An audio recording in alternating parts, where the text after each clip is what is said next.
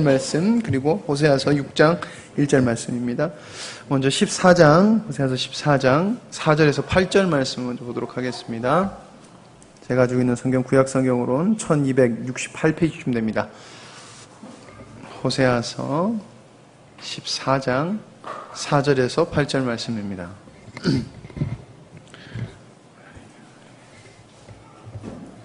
한 절씩 교독하도록 하겠습니다. 내가 그들의 반역을 고치고 기쁘게 그들을 사랑하리니 나의 진노가 그에게서 떠났음이니라. 내가 이스라엘에게 이세돌과 같으리니 그가 흑암과 같이 이기고 내가 본 백향목같이 뿌리가 피를 것이다. 그의 가지는 펴지며 그의 아름다움 감람나무와 같고 그의 향기는 레바논 백향목 같으리니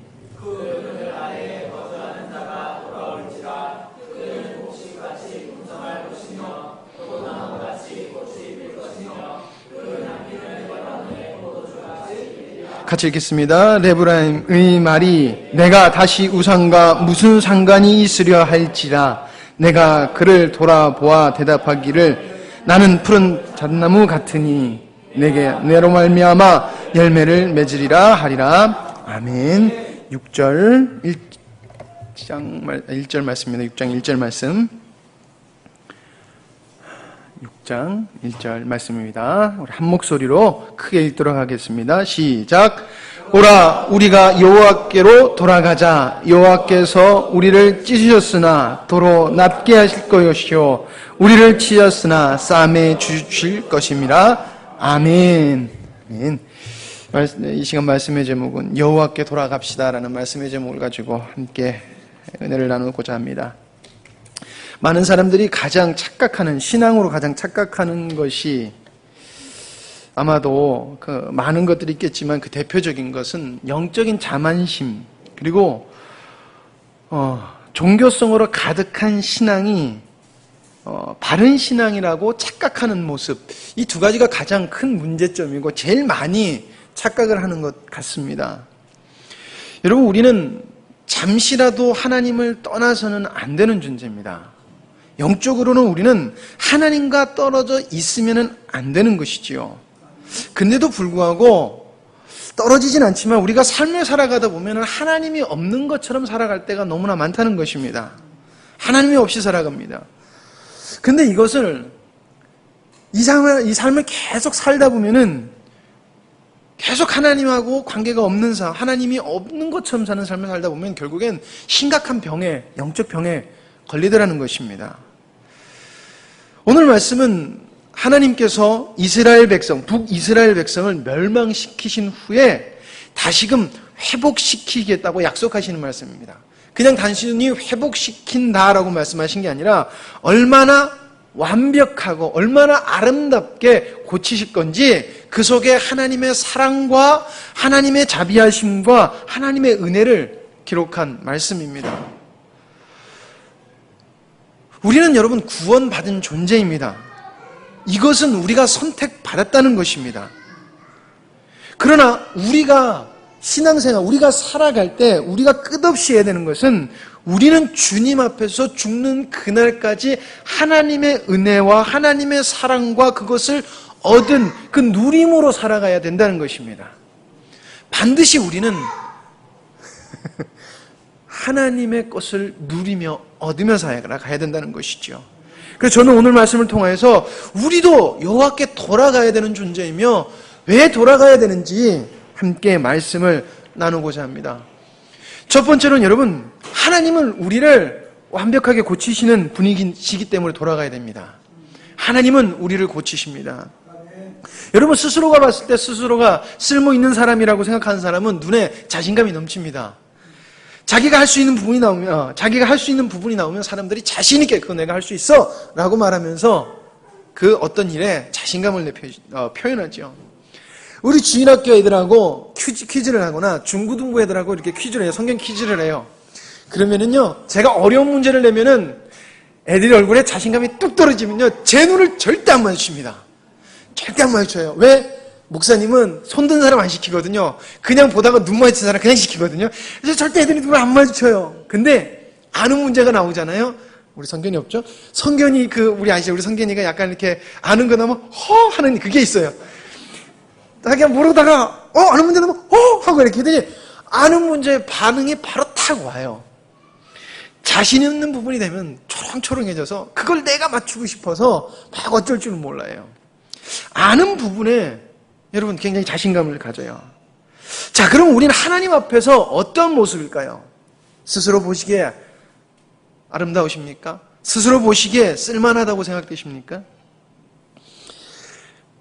옛 자아를 따라, 아니 하나님을 구원은 받았지만 하나님으로 인하여 살지 않고 하나님하고 멀리 떨어진 자는 여러분 별로 쓸모가 없는 모습이라는 것입니다. 더욱이나 옛 자를 그대로 가지고 있는 사람, 그러니까 거듭나지 못한 사람은 하나님 앞에서 쓸모가 아예 없는 모습으로 서 있다는 것입니다.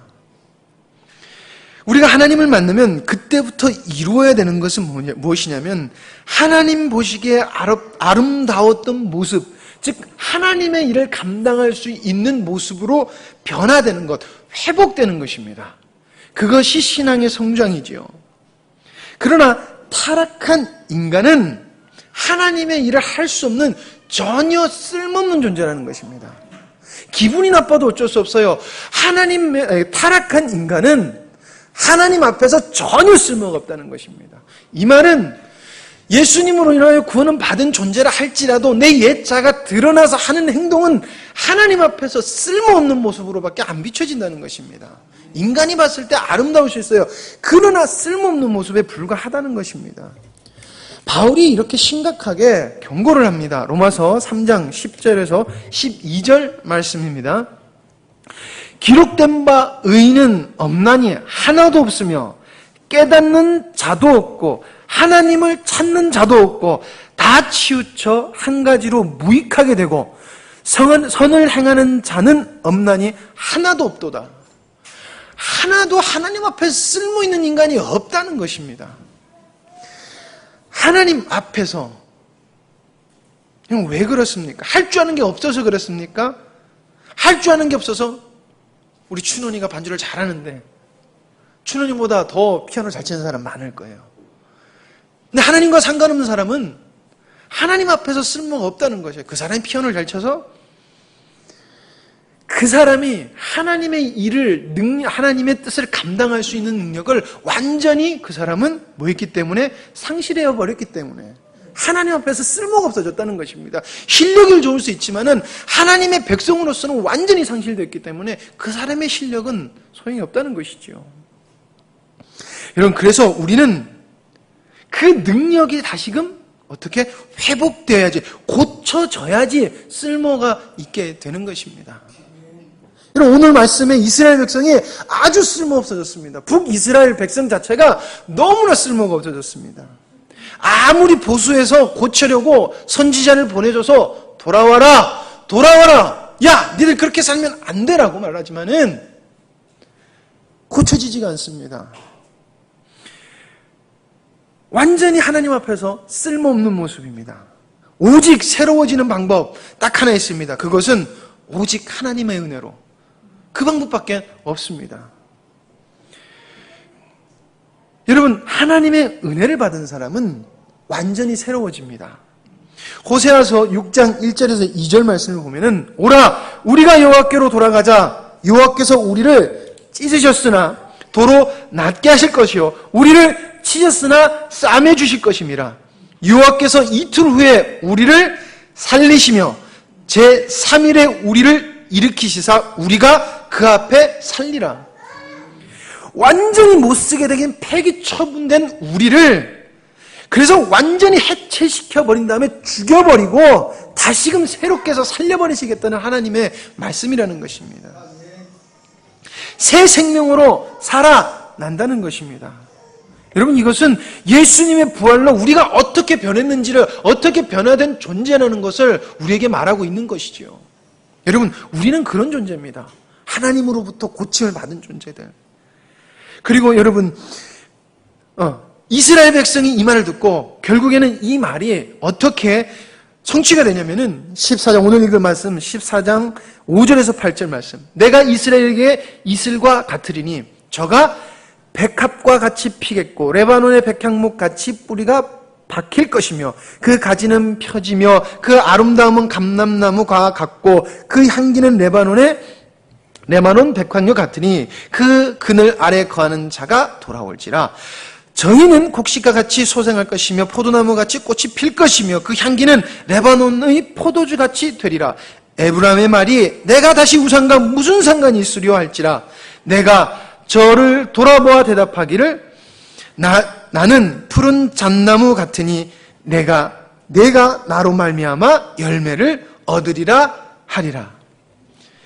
하나님의 은혜로 쓸모없었던 이스라엘 백성이 다시금 제대로 된 모습으로 그 당시에 사람들이 가장 좋다고 생각하는 모든 극산품의 가치로 올라간다는 것입니다. 최고의 모습으로 올라간다는 것이지요. 여러분, 우리의 모습은 마치 이사야서에서 말하고 있는 극상품의 포도주를 사서 포도주를 심어서 좋은 열매를 맺길 위하고 참 포도가 열리길 원해서 기다리고 있는데 나중에 열린 거 보니까 무슨 열매다? 들포도 같은 것을 맺는 존재가 여러분 우리라는 것입니다. 쓸모가 없는 존재라는 것입니다. 하나님을 떠나서. 그러나 하나님이 고치시면은 여러분 우리는 참 열매를 맺을 수 있는 존재라는 것이죠. 우리는 아름다운 열매를 맺을 수 있다는 것입니다. 여러분, 하나님은 우리를 고치십니다. 여러분들 마음에 안 드시는 부분이 있습니까? 하나님께 고쳐달라고 여러분 간구하시길 바랍니다. 아름답게 고쳐주세요, 하나님. 왜? 하나님은 우리를 고치시는 분이기 때문에. 여러분, 그러나 많은 사람들, 특히 신자들도 고쳐지는 것을 싫어합니다. 거부합니다. 왜 그렇습니까? 부담스럽습니다.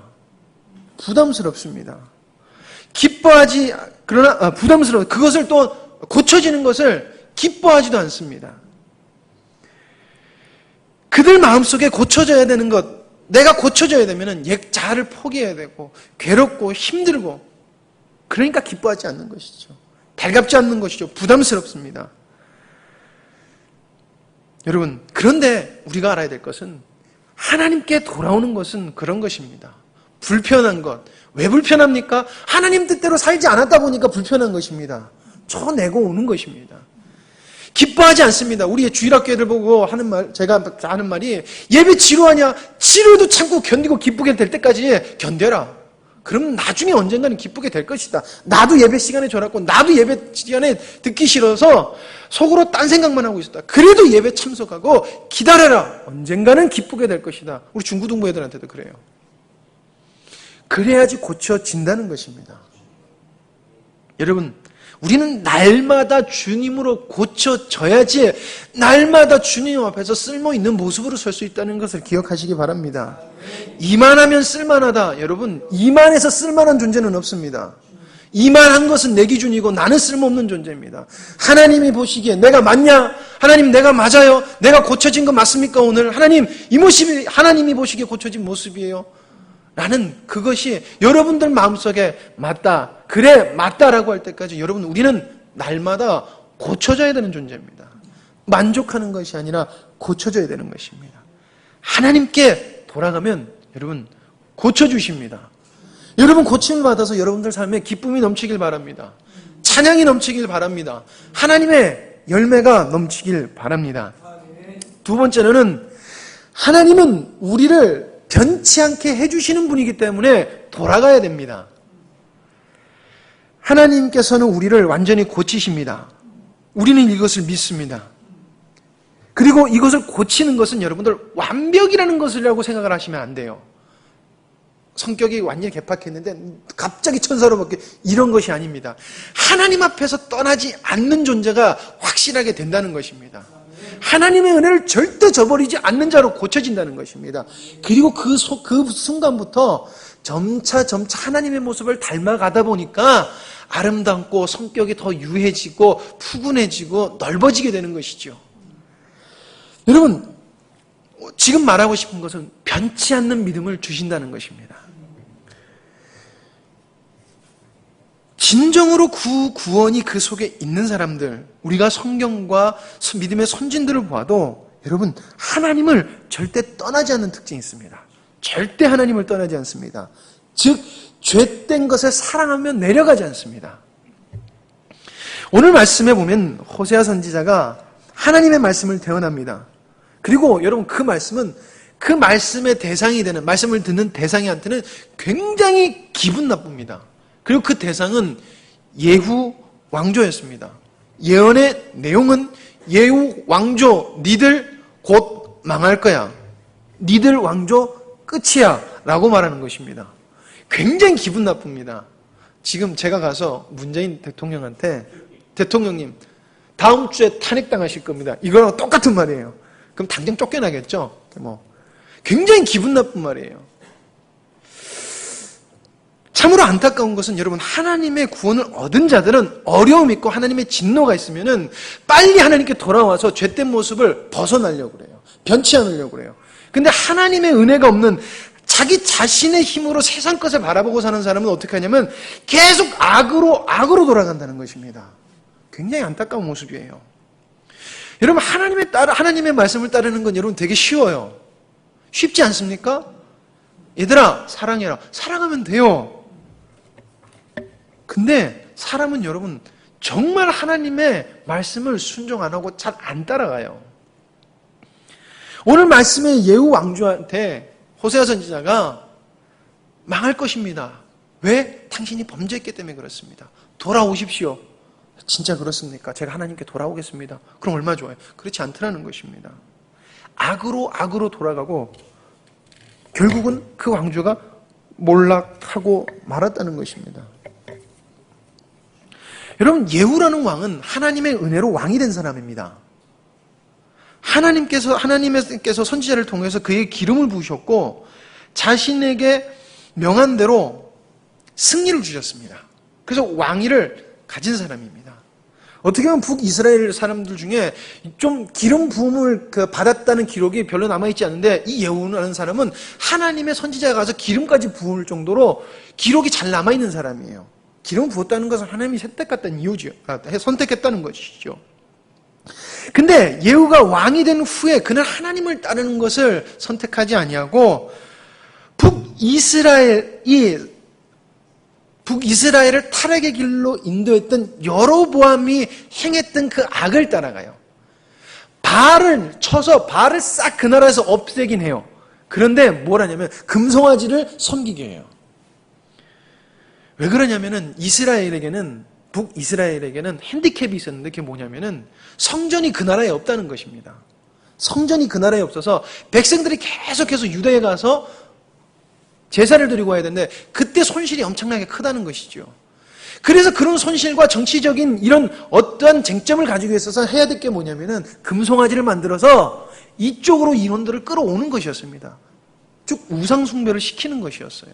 근데 예후가 그렇게 갔다는 것입니다. 왜? 정치적 상황 때문에. 어쨌든 예후 때 하나님께서 승리를 주셨고 어쨌든 그래서 북이스라엘이 예후 시대 때 황금기를 맞아요. 완전한 황금기를 맞습니다. 근데 그 상황 속에서 하나님께서 뭘 말씀하시냐? 이스라엘의 멸망을 말씀하세요. 그러니까 최고 잘 나갈 때 하나님께서 멸망을 말씀하신다는 것입니다. 어떻게 보면 누구의 귀에도 들어오지 않을 것입니다. 왜냐? 영적으로 암흑기였기 때문에. 그러나 여러분 역사를 보면 호세아 선지자가 말씀하신 그 말씀은 여로보암 2세가 죽고 난 다음 그 아들이 왕이 되고 6개월 후에부터 벌어집니다. 6개월 후에 반란이 일어나서 자기 아들이 죽어요. 그리고 왕조가 바뀌어버려요. 그 말을 들은 사람이 죽고 난 뒤에 6개월 후에 하나님의 말씀이 떨어졌다는 것입니다. 그 왕조한테. 그리고 하나님께 돌아오지 않았던 이스라엘 백성에게 40년 동안 이스라엘 백성이 점차적으로 쇠퇴기를 맞습니다. 그리고 40년 후에 이스라엘이 아수르에게 멸망해서 포로로 잡혀가서 우리가 잘 아는 것처럼 북이스라엘은 존재 자체가 완전히 사라져요. 사마리아 사람들이라 하잖아요. 혼합돼서 그 정통성을 완전히 잃어버려요. 그렇게 망하고 철저하게 망해요. 그러니까 아예 찾아볼 수 없어요. 북이스라엘이라는 존재 자체, 정통성 자체를 찾을 수가 없다는 것입니다. 정말 하나님의 마치처럼 찢으시고 밟으시고 깨뜨려서 완전히 분해시켜 버리세요. 여러분, 예후는 기름 부은 바 돼서 왕이 된 사람입니다. 그는 하나님을 섬겼어야 됩니다. 그런데 그는 하나님을 보지 않고 계속해서 북이스라엘을 타락의 길로 인도했습니다. 무엇을 보고? 세상에 죄된 것을 보고. 여러분, 여기서 호세아가 우리에게 말해주는 것은 그 타락성의 참담함, 그러나 하나님의 은혜로 새로워진 사람은 하나님의 기쁨과 희망이 있고 그것을 떠나지 않는 자들은 하나님께서 절대 변하지 않는 믿음을 그들에게 주실 거라는 것입니다. 변치 않게 해주시겠다는 것을, 역사는 멸망에 가고 있지만은 그 속에서 희망을 계속해서 하나님께서는 주시더라는 것입니다. 여러분, 결국 우리도 하나님께 명망받을 쓸모없는 존재들이었다는 것입니다. 악한 자들이어서 하나님을 배신하는 자들이었다는 것입니다. 그러나 하나님께서 우리를 고치셨고, 그렇게 고치신 것을 우리가 믿고 주님 앞에 돌아간다고 하면은, 그리고 또 날마다 돌아가면 하나님은 절대 우리에게 변치 않는 마음을 주신다는 것입니다. 그래서 8절의 말씀처럼 에브라임의 말이 내가 다시 우상과 무슨 상관이 있겠느냐라고 하는 것입니다. 죄와 나는 상관이 없다라는 당당한 고백이 그 삶 속에서 있는다는 것입니다. 있을 것이라는 것입니다. 여러분, 하나님은 이렇게 우리를 완벽하게 고치시는 하나님이심을 우리는 믿어야 될 것입니다. 여러분, 하나님이 우리에게 주신 그 구원, 단순한 것이 아닙니다. 우리를 구속하였고 우리를 변화시키는 것입니다. 변화시키지 않는 것이라고 하면은, 여러분, 그 구원은 어떻게 보면 잘못된 구원일 수도 있다는 것입니다. 여러분, 그러기에 우리는 주님께 돌아가야 됩니다. 돌아가서 날마다 변치 않는 마음을 얻어야 될 것입니다. 날마다 기쁘게 하는 그 마음을 유지할 수 있는, 그게 변치 않는, 주님으로 기뻐하는 그 마음을 변치 않도록 주님 앞에 돌아가서 우린 주님 안에 거해야 될 것입니다. 그럼 하나님께서는 반드시 아름다운 모습으로 우리를 변화시켜 주실 것입니다.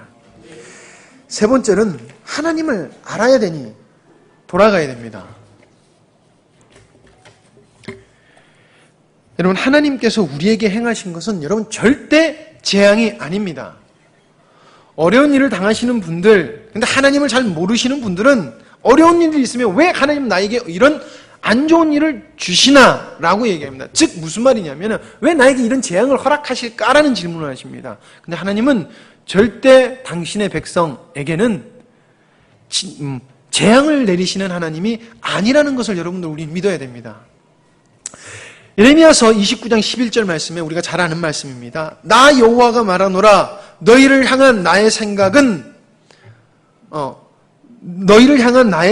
내가 안 하니 재앙이 아니라 곧 평안이라 너희 장래에 소망을 주려 하는 생각이니라. 여러분, 인간에게 진정한 재앙은 여러분 무엇일 것 같습니까? 망하는 것, 천지재변. 여러분, 인간에게 가장 큰 재앙은 하나님의 진노 아래 있는 게 가장 큰 재앙입니다. 하나님의 진노 아래, 하나님의 분, 하나님의 화 아래 있는 것이 가장 큰 진노입니다. 인간이 이 세상에서 진노 아래, 그러니까 세상 사람들의 진노 아니면은 어려움의 진노 아래 있는 것은 우리가 목숨이 끝나면 끝나요. 그 다음부터는 하나님의 은혜 가운데 거면 돼요. 끝나지만은 하나님의 진노 아래 있는 것은 정말 큰 재앙입니다. 왜냐하면 그건 끝나지 않는 재앙이기 때문에 그렇습니다. 자, 그러므로 하나님은 당신의 백성이 진정한 진노 아래 거하지 않게 하기 위해서 어떻게 하십니까? 그 잘못된 곳에서 돌이키게 하시는 것입니다. 근데 인간이 그저 돌아오던가요? 절대 인간은 그렇지 않더라는 것입니다. 맞고 쪼개지고 바스러져 봐야지 내가 잘못했다는 것을 하나님 앞에 고백하더라는 것입니다. 여러분, 부모님이 자식한테 야 그러고 때립니다. 재앙인가요? 아니라는 것이죠. 자녀가 잘못된 길을 가는 것을 막아주는 축복이라는 것입니다. 선이라는 것이고 그 장래의 소망이 있기를 위해서 그렇다는 것입니다. 그래서 그것은 매를 맞을 땐 재앙 같아요. 아프니까. 그러나 그거는 축복이라는 것이죠.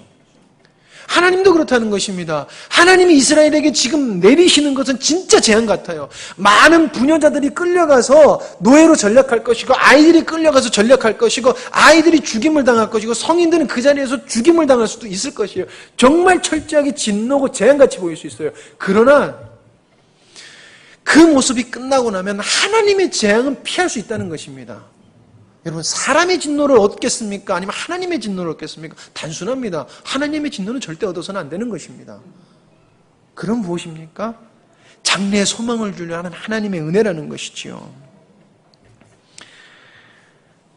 하나님은 진노를 내리시겠다고 말씀하시지만 늘 멸망하지 아니하도록 길을 열어주신 은혜 하나님이십니다. 우린 그런 하나님을 알아야 되기 때문에 우리는 하나님 앞에 돌아가야 되는 것입니다. 하나님의 깊은 것을 알아야 되기 때문에 돌아가야 됩니다. 여러분, 북이스라엘은 장차 멸망을 당할 것입니다. 그 멸망 뒤에 하나님의 약속하신 하나님의 놀라운 사랑 그리고 은혜가 기다리고 있습니다.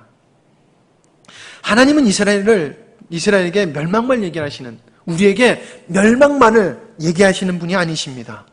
회복을 반드시 이야기하시는 분이십니다. 새로워지고 성장함을 우리에게 약속하시는 하나님입니다. 우린 그런 하나님을 알아야 됩니다. 그래서 돌아가야 된다는 것입니다.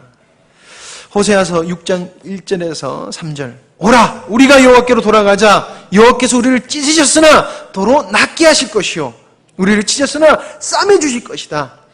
여호와께서 이틀 후에 우리를 살리시며 제3일에 우리를 일으키시리니 우리가 그 앞에 살리라.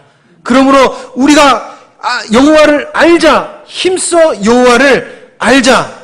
그의 나오심은 새벽빛같이 일정하니 비같이 땅을 적시는 늦은 비같이 우리에게 임하시리라 하리라. 완전히 못쓸 자들을 아름답게 하시고 아름답게 하실 뿐만 아니라 변치 않게 하시고, 그리고 그것을 믿는 자마다 매 순간 하나님의 은혜를 주신다는 것입니다. 하나님의 비밀한 것들을 알게 해주셔서 그 안에서 기쁨이 넘치게 해주시겠다는 것입니다. 그 속에 살게 해주시겠다는 것입니다. 회복되게 해주시겠다는 것입니다. 그러나 세상의 눈이 먼 자는 그 악에 악을 더합니다. 우리가 잘 아는 것처럼 호세아서는 고멜이라는 음란한 여자를 호세아가 데리고 와서 결혼을 하고 사는 것입니다. 하나님의 명령으로 데리고 옵니다. 그래서 정성껏 섬깁니다. 어떻게 합니까? 음녀가 그 악한 것을 그게 마음에 끌려서 다시금 악한 대로 가요. 음행하는 대로 가요. 그래서 다시금 하나님의 명령을 따라서 호세아가 가서 데리고 옵니다. 어떡합니까? 또 마음에 악한 것이 마음에 끌려요. 또 가요. 그 여인이 가서 그냥 데리고 오는 것이 아니라 이번에는 돈을 주고 데리고 와요. 그래도 어떡합니까? 또 가려고 그래요. 왜? 악한 것이 그 마음에 있으니까. 왜 그렇습니까? 그 여인이 왜 갔습니까? 호세아가 얼마나 간절하게 자기를 지금 품고 있다는 것을 모르기 때문에, 자기에게 얼마나 선을 행하는지 모르고 있기 때문에, 알려고 하지 않기 때문에, 그 마음이 호세아에게 전혀 돌아와 있지 않기 때문에 북이스라엘의 상황이 그렇다는 것입니다. 하나님이 바알 숭배에서 건져내서 야 이제 좀 깨끗해져라 그랬더니 어디로 돌아갑니까? 다시금 금송아지 앞에 돌아가서, 송아지 앞에 돌아가서 하나님을 배반합니다. 표면적으로는 황금기입니다. 굉장히 이스라엘이 부흥하는 시대예요. 아합 때 굉장히 나라를 강성하게 만들어놨어요. 그래서 그것을 유지하고 있던 예후 왕조가 점점 올라가는 것이군요. 그래서 예후 왕조 때는 굉장하게 황금기를 쓸 수밖에 없어요. 표면적으로는 황금기였지만은 그곳에는 암흑만 있었다는 것이에요. 영적으로는 완전히 깜깜하고 돌이킬 수 없을 정도로 끝이 난 상태였다는 것입니다. 얼마나 하나님께서 이 북이스라엘을 무시하셨냐면은 호세아 선지자 때 왕을 기록하거든요. 1장에 보면은, 호세아서 1장에 보면은 우시야와 요담과 아하스와 히스기야가 이어 유대 왕이 된 시대, 곧 요아스의 아들 여로보암이 이스라엘 왕이 된 시대, 이렇게 이야기하면서 호세아가 하나님 말씀을 전했다고 하는데, 여러분 되게 재밌는 게, 왜 북이스라엘의 이야기를 하면서 왜 남유다의 왕들의 이름은 4명이나 두면서 얘기하셨을까요? 지금 비교하는 것입니다. 비교하는 것이에요. 그리고 되게 재밌는 것이 뭐냐면은 호세아는 나중에 뒤로 갔을 때 다른 왕들의 이름을 부르질 않아요. 성경에 기록하고 있지 않아요. 근데 이것을 역사학자들이 그러더라고요. 호세아는 하나님께서 멸망을 시키신 이후로부터는 북이스라엘 왕조 자체를 인정을 안 했다는 것입니다. 뭐냐면 하나님께서 이 왕조를 버리셨다는 것을 말한다는 것이더라고요. 굉장히 마음이 아픈 거죠. 왜? 악에 악을 더하고 악에 악을 더하니까 하나님께서는 내버려 두셔서 망하게 가더라는 것입니다. 하나님을 전혀 모르니까 그냥 그 사람들은 없음 상태로 만들어 버린다는 것입니다. 하나님이 세운 나라도 그렇게 버려버리셨다는 것입니다. 그리고 어떻게 하십니까? 부셔서 완전히 쪼개서 완전히 흩으신 다음에 새로 만드시잖아요. 새로이 구원하시잖아요.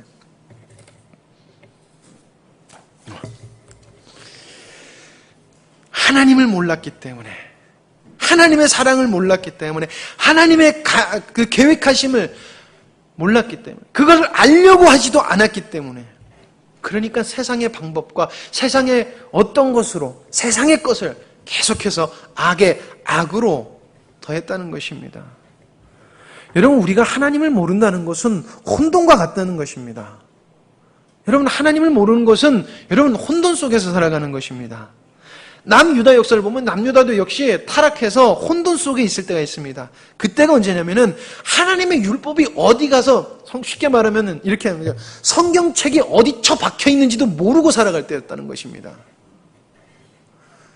하나님의 말씀, 그 귀한 하나님의 말씀이 옛날에 성전에서 굉장히 귀하게 했던 그것이 어디 처박혀 있는지도 몰라서 성전을 보수하다가 요시야 왕 때 어쩌다 그걸 발견해요. 요시야가 하나님의 말씀을 따르려고 하다가 개혁을 하는데 잘 안 됐어요. 첫 번째 개혁은 이렇게 아주 강력한 개혁을 않고 좀 조그맣게 개혁을 하고 얼마 안 있다가 다시금 개혁을 해요. 그 나이가 24살? 20살 그리고 28살 땐가 그래요. 우리 20살 어딨나? 네. 우리 하은이가 하나님을 사랑해서 개혁을 일으킨, 저 나이 때 개혁을 일으켰어요. 요시야 왕이요. 그리고 두 번째가 28살 때 개혁을 일으키다. 그때 하나님의 말씀을 발견하고 그들이 옷을 찢고 하나님의 은혜가 얼마나 귀한데 우리가 이것을 잃어버리고 있었구나라고 영적 부각성 운동이 일어나요. 하나님에 대한 혼돈이 끝쳐지더라는 것입니다. 언제? 하나님을 알 때 혼돈이 끝쳐지더라는 것입니다. 하나님을 잘 모르는 자는, 알려고 하지 않는 자는 여러분 하나님 절대 의지 안 합니다. 왜? 그가 어떤 분인지, 하나님이 어떤 분인지 알지 못하기 때문에. 그럼 여러분 우리는 하나님을 아는 분이잖아요. 우리가 하나님을 알잖아요. 그럼 돌아가야 되고, 우리가 아는 것이 또 아는 것이 아니에요. 하나님은 그 깊이가 얼만큼이고 그 넓이가 얼만큼이고 그 높이가 얼만큼인지 알 수 있는 분이 아니라는 것입니다. 만족할 수가 없는 분이에요. 계속해서 우리는 하나님을 알아가야 된다는 것입니다. 우리가 하나님을 알아가려고 하면 어떡합니까? 하나님께 돌아가야 돼요. 돌아가서 하나님께 간구해야 됩니다. 알려주세요, 하나님. 그래서 여러분 예배를 소중하게 생각해야 돼요. 모이기를 힘써야 돼요. 귀찮아도 모여서 계속 하나님을 나눠야 된다는 것입니다. 왜? 그래야지 할 수 있지 않습니까? 여러분 하나님을 모르면 우리가 선택할 수 있는 방법 딱 하나예요. 세상의 방법밖에 없어요. 다른 방법이 없어요. 근데 우리는 구원받은 백성입니다. 우리가 구원받은 백성이라고 믿고 있습니다. 그러면 우리는 하나님의 방법을 찾아야 되고 하나님을 알아가야 됩니다. 그러기 위해서는 하나님을 알아가야 됩니다. 그럼 우리는 하나님 앞에 돌아가야 됩니다. 결론을 내립니다. 우리가 구원의 확신이 있어도 우리는 하나님께 돌아가는 것을 멈춰서는 안 됩니다. 주님으로 인하여 사는 것을 늦춰서는 안 됩니다. 안달하라는 말씀이 아닙니다. 주님과 연결되어서 주님께 붙들려 있으라는 것입니다.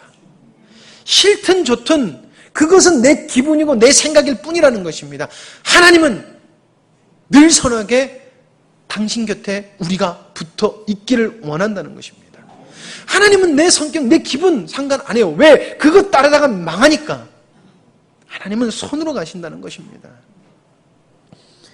우리는 주님 앞에 가는 그날까지 주님께 돌아가는 것을 멈추지 않아야 됩니다. 만약 그것이 멈춘다면 여러분 그 순간부터 우리는 하나님께서도 멀어지는 것입니다. 하나님께 멀어지는 것은 세상하고 가까워지는 것입니다. 여러분 어떤 상황 속에서도 우리는 절대 주님께 돌아가는 것을 멈춰서는 안 됩니다. 게을러서도 안 됩니다. 주님도 여러분들의 상황을 아십니다. 그러나 그 상황을 하나님께서 허락하셨습니다. 그리고 상황을 허락하신 하나님은 해결 방안도 허락하셨습니다. 우리에게 주셨습니다. 그렇기 때문에 우리는 변명할 수 없고 우리가 해야 될 길은 주님께 돌아가는 것밖에 없다는 것입니다. 멈추고 싶어도 우리는 가야 됩니다. 우리가 가야 될 길은 주님께 가는 길입니다.